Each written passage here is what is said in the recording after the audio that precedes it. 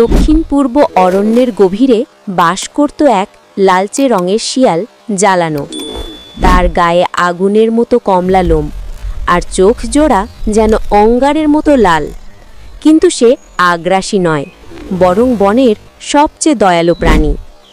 তাকে সবাই অদ্ভুত দৃষ্টিতে দেখত, কারণ সে একমাত্র শিয়াল যার শরীরে আছে অগ্নিবিদ জাদু, একটি শক্তি যা আগুনকে নিয়ন্ত্রণ করতে পারে, কিন্তু অন্ধকার মন নিয়ে ব্যবহার করা যায় না।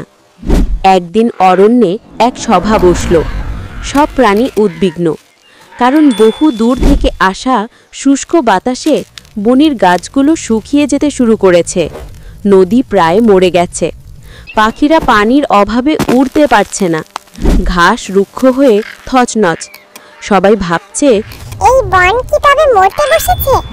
জ্বালানো নিশ্চুপ বসেছিল। তার ভেতরে কেমন যেন একটা আলোড়ন। মনে হচ্ছিল কেউ যেন তাকে ডাকছে। রাতের বেলা সে বেরিয়ে এলো একা একা।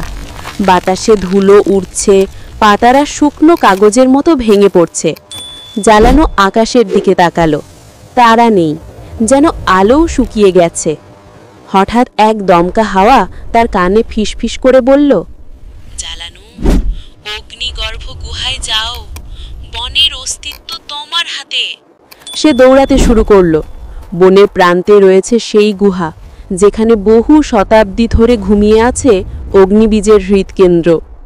গুহার ভেতর ঢোকার সঙ্গে সঙ্গে জ্বালানো অনুভব করল তার শরীর গরম হয়ে উঠছে। মাটির গভীর থেকে লালচে আলো বেরিয়ে আসছে। গুহার মাঝে একটি পাথরের স্তম্ভের ওপর রাখা জল জলে রক্তিম কণা, অগ্নিবীজের হৃদয়।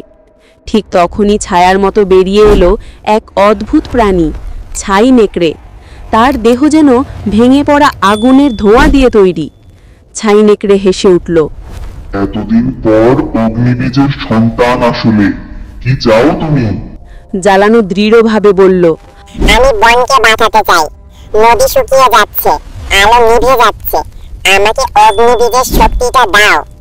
ছাই নেকড়ে চিৎকার করে উঠল, অগ্নিবীজের শক্তি বিনামূল্যে মেলে না, এর জন্য চাই সাহস আর ত্যাগ।